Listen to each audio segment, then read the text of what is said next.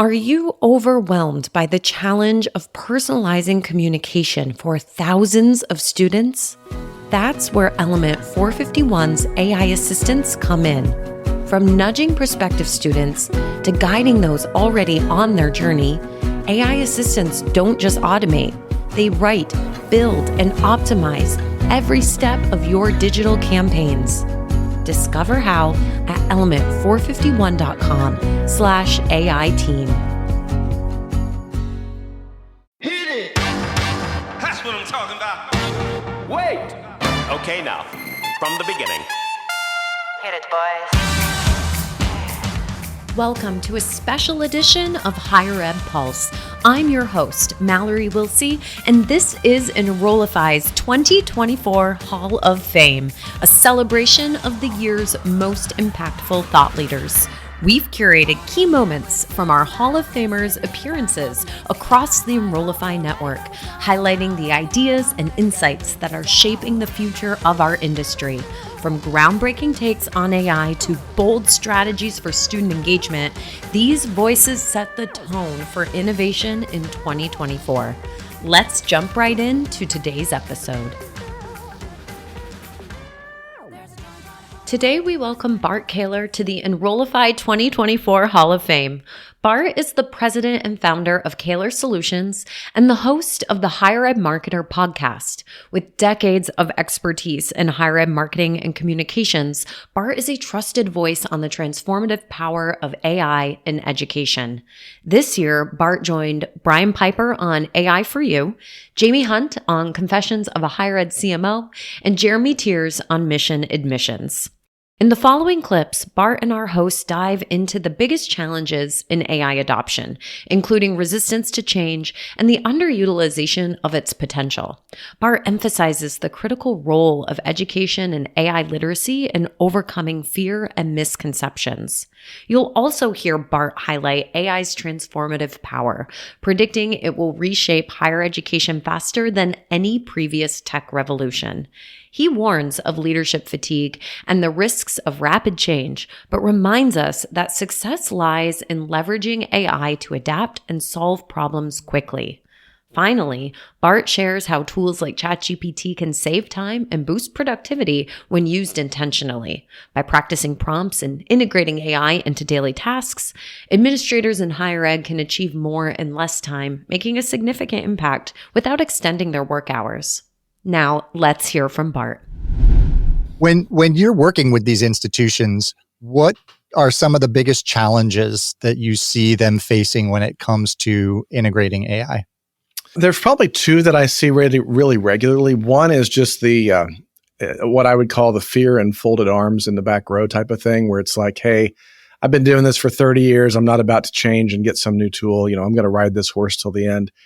And that's just not the way to think about it. I mean, it's this adversary, attitude that, hey, I'm not going to be a part of this, whether it's because they don't understand how these things work and there's misconceptions about it stealing content and things like that, or if it's just the fact that, quote, you can't teach an old dog new tricks. And so I see that as one of the prevalent ones. And then the other one I see, which saddens me a little bit more, is the people who don't understand how much more it can do than just rewrite my email or do a couple small things where it ends up being more like a parlor trick than it does an actual tool.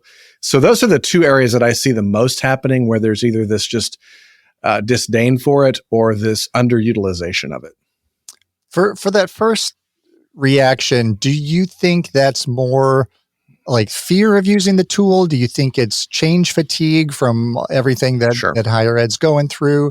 Or do you think it's more just the ethical issues? I think it has more to do with the fear and the ethical issues. I think sometimes those are tied together in one and the same, because I think that if we have an ethical issue that we can't kind of settle for ourselves, it ends up being fear, or it gets pushed away because it's just something that we don't want to go there, or we don't want to think about it, or we don't have to make a choice or make a decision. And that's where I think that education, I mean, it's much like anything else. I mean, we all know the importance of education and the ignorance that sometimes comes without education. I think that's why AI literacy is so important, because I think that, without that education of what generative AI models are, what artificial intelligence is, what these tools actually do, what an LLM does and what it doesn't do, I think we can walk around with ignorance. And when we do walk around with that ignorance, we tend to either fall into the fear camp or the disdain camp.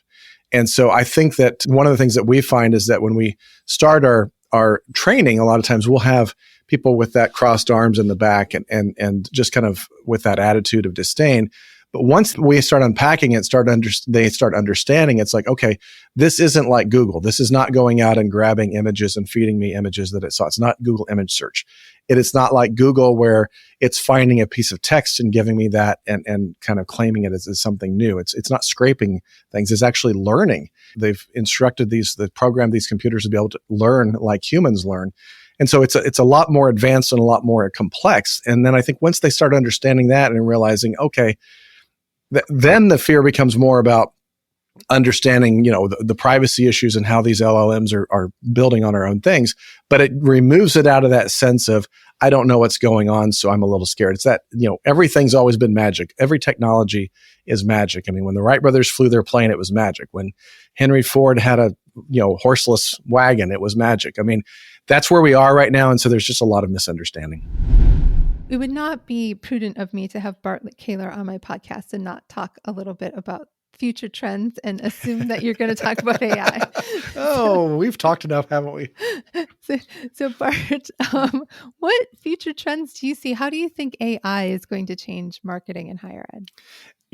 Without going into details about the nuts and bolts of it, I will just say, I've interviewed Guy Kawasaki on the website, and he was the chief evangelist at Apple during the 80s when the personal computer was coming on. And I asked him about AI, and he said, what I think about AI is that it's bigger than the personal computer, it's bigger than the internet, it's bigger than social media combined. And I think a lot of people haven't figured that out yet. I mean, you and I have talked about it, and I think we see that. I even did a webinar this afternoon on AI, and I had a lot of people, text me or message me later saying, I didn't realize that ChatGPT could do as much as what you showed us today. I mean, I think most people get on ChatGPT, get the free account, and write me a FAFSA blog, and it's like, this isn't that great. What's the big deal about all this? Without understanding all the other things that you and I've learned, and so I think that AI is going to continue to grow. And I think that with ChatGPT 5 coming out this year, I think I read the other day that with Apple's new upgrade to their iOS, it's going to include a new Siri that's going to basically be ChatGPT-esque. And so you'll be able to talk with Siri like you do, ChatGPT, and it'll blow up. I mean, imagine what you could do with having an agent like that on your phone. And so I think we're going to just see a ton of things happen extremely fast. I mean, I thought last year, a lot happened fast between July and December. And I think that that's already started. I mean, the deep fakes, I did a deep fake on LinkedIn. I don't know if you saw that, but I did a deep fake of myself, and you couldn't tell. I mean, I still have people on my team who watched it and they're like, okay, you talk about a video. When are you going to show the video? I'm like, that was the video. It was bonkers. Yeah. And I get worried about the deep fakes and just in our political environment and everything else. And I don't want to get into that. But even since then, I made a prediction that this was the first week of January. I said, by the end of the January, we're going to start seeing it in the news. And by March, we're going to see a school having to deal with something in a major crisis because somebody had the president say something, or somebody had a famous alumni say something about the school. And even today, there were already some other deep fakes that I heard CNN talking about, on my way to this podcast. So what I believe is going to happen is that with AI going bonkers and schools trying to figure out what that means for them, because every business is trying to figure that out. The enrollment cliff is coming like a freight train, and a lot of schools are still kind of not quite sure how they're handling that or what they're going to do. I think you're going to see an increased perception of mistrust in higher education, and I think that's only going to get exacerbated with our political climate. And I think what's going to happen is all this is going to come to a head in the next 6 to 18 months, to the point where change management is going to become almost unbearable for probably a lot of our boomer leadership, because a lot of them are going to be like, I think I'm going to take that gig that I've been offered to go off and consult, because it's not worth it for me to be in the midst of this chaos anymore. And I think what's the bigger issue that I think in the midst of all this is we're going to have a vacuum of leadership in the next 18 months to 3 years, where a lot of board members are going to say it's not worth it anymore. They're going to retire. A lot of senior leadership are going to say, I'd rather be playing golf right now. And you're going to have a lot of Xers and a lot of millennials kind of being cast and thrust into senior leadership roles that need to be hopefully literate enough in AI, in the enrollment cliff and enrollment marketing and digital marketing and those things that can turn the ship around in a quick way. That's what concerns me more. I mean, AI is going to be a big driver of that. And I believe that AI has the answers to that because, as you and I both know, the more you use AI, the more that you can leverage it, the more you can do, and the more that you can solve problems faster. Kind of like what I illustrated earlier about ask ChatGPT about what you need to ask your digital marketing agency. Yeah. It's those things like that you don't need to hire another person to go figure out a problem. You could have a team of people through ChatGPTs or just custom GPTs. Now you can create an army to do specific tasks. And so I think we're going to see a lot more of the people who understand how to use AI that are going to, all of a sudden you're going to look at them, you're going to be like, how is that school doing that? Mm-hmm. And then you're going to see the other ones. It's like, wow, I thought they had a lot more together than what it seems like. And I think the ones who are going to be able to manage the change are the ones who are going to understand the tools that they have at their disposal, and they're going to lean into it. So one of the things I've been telling a lot of people, first, recognize that it's a tool. And so anytime that you have a new tool, you just have to kind of put in the reps and get used to using it. And so I think so many people kind of confuse AI as that, oh, it's going to take my job, or, all these different things. It's kind of over, it's computers. They don't understand that, it's not much more different than spell check in your Microsoft Word. It's another tool, and it's to your best interest to basically learn it. So one of the tasks that I encourage everybody, if you're just brand new starting it out, go to chat.openai.com. That's the Chat GPT. Sign up for a free account, and then just ask a question to say, help me do a meal plan for my family for the next week. It's simple. It's not anything that's going to be threatening to you. And then before you close that chat, just say, and ask me questions to help you do your best job. And it's going to start asking you, do you have kids? Do they have any allergies? Do they have food they don't like? It's going to walk you through how to prompt. And at the end of it, you'll be able to walk away and say, wow, this is pretty amazing. I accomplished something with this tool. I know that on my team, when I first started encouraging everyone to start, playing with it, my chief of staff, Hannah, she came back one weekend. She was like, after one weekend, she was like, hey, I started doing the OpenAI stuff, and I just kind of messed around with meal planning, and I was blown away. That's where she learned. She kind of got excited about it after she saw how it could change and make her life better by engaging with this tool. And so I think that before you kind of sit down, and I know a lot of people have started and they're like, I tried it. It's nothing that big. I said, write me a blog post about, financial aid. And I wasn't too impressed with it. Well, it's all in the prompt, and it takes practice to learn how to prompt. And we did an AI summit recently and had a lot of experts in higher education kind of teach us how to do the prompt.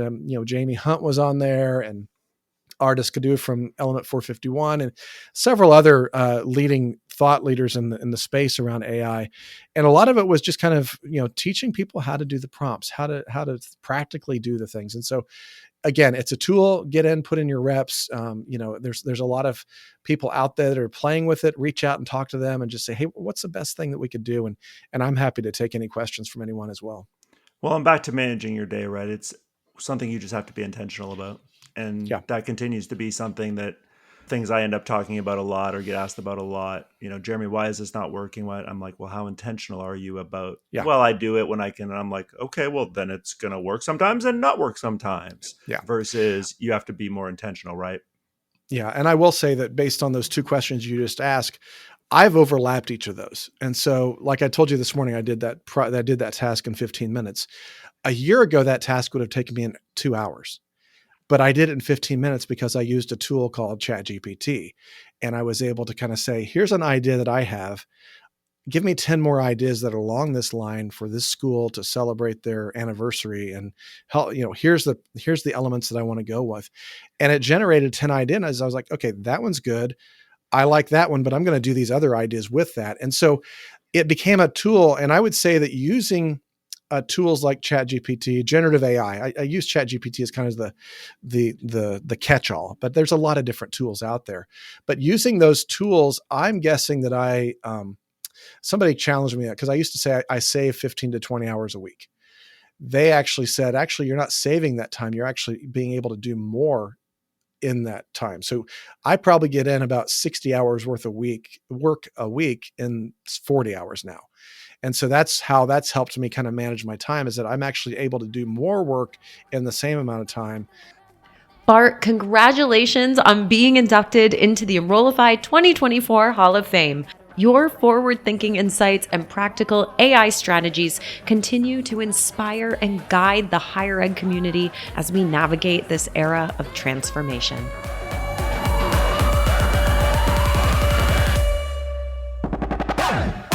The Higher Ed Pulse is part of the Enrollify Podcast Network.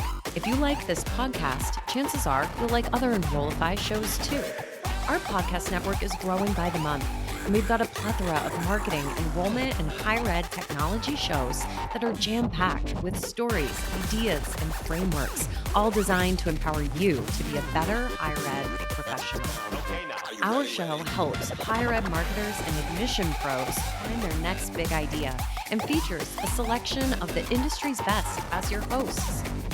Learn from Brian Gross, Eddie Francis, Jenny Lee Fowler, and so many of your favorite leaders in higher ed. Enrollify is made possible by Element 451, the next generation AI student engagement platform, helping institutions create meaningful and personalized interactions with students. Learn more at element451.com.